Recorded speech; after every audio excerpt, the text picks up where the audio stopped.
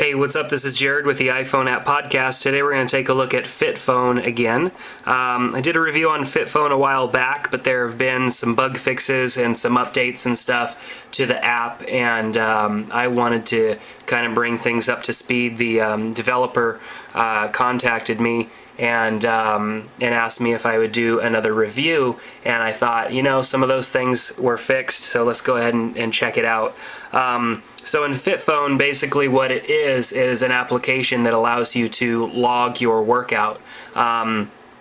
If you're like me, you go and work out, not super often, but often enough, and you know, it's good to kind of write things down and keep track of things because it helps you figure out what you're doing right. And I mean, maybe something's not right and you're not, you know, gaining any endurance, or you're not you know, lifting more weight or anything like that. And so you can see what's not working as well just by tracking what you do. So this app is $4.99. There are some other apps out there with similar functionality, but what is unique about this app is the fact that it comes preloaded with a lot of workouts.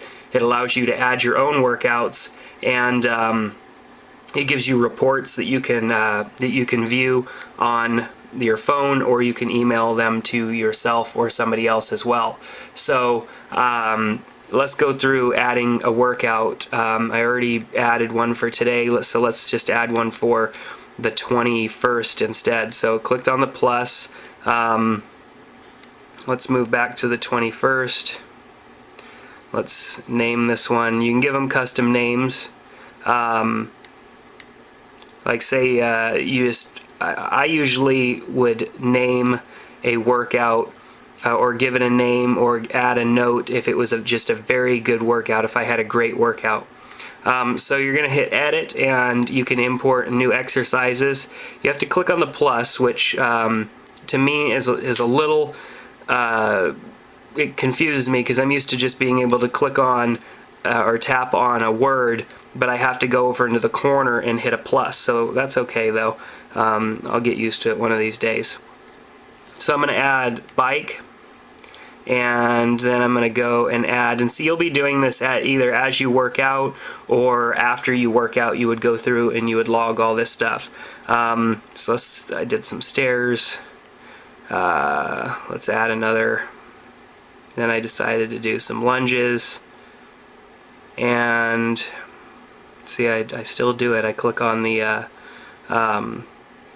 word, and then leg press, and then I've got all my stuff here. I can reorganize them if I want to, and then hit save. So now that I've hit save, I can go into bike. I can add time. So I did 30 minutes.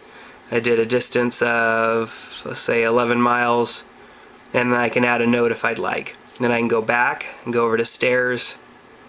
I could say that I did stairs for, say, 12 minutes, distance of 4, I don't know, and let's go back to our lunges, weight, let's just say 60 pounds, 20 reps. Now here's where this gets unique. So you've got your first set now. You'd hit add, and it would give you your second set. So usually I try to go up on the weight as I go through my sets. So let's say 70 and 20, and then for my third set, 80 and 20. Alright, now leg press. Let's see, what do I usually do in leg press? Leg press, 45 times 6, about 340, oops, and 12. And I usually, because that machine is, you're pretty much laying down, I don't change the weight on that one. 340 and 12. Now one thing that kind of bothers me, and it would bother me when I'm working out more so than right now, is that I get the big numbers here, but when I'm entering the weight, I get the small numbers. Now, I know this is probably because to enter a point like 0.5 or something like that, you you can't do that from here.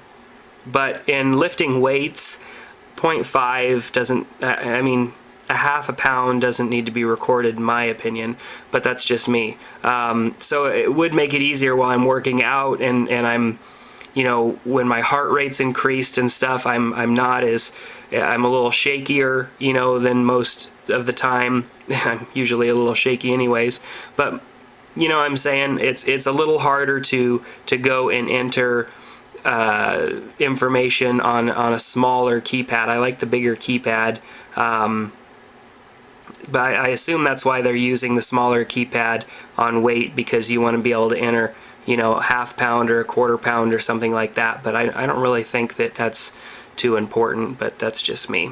Okay, so we've added a workout. Now we've got 3 workouts in here.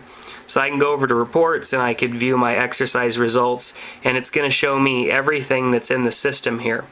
So I might want to click on bike and see how I've been doing with biking.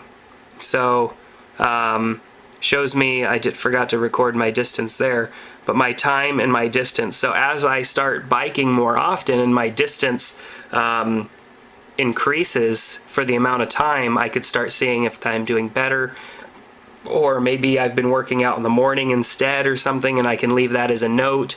So I can kind of give myself little tips and thoughts about what makes my workout better. Under exercises here, you've got your preloaded exercises, but you can go in and add an exercise and whether or not it's a time-based exercise or not, and then that'll be saved into the app so that you can go and use that exercise.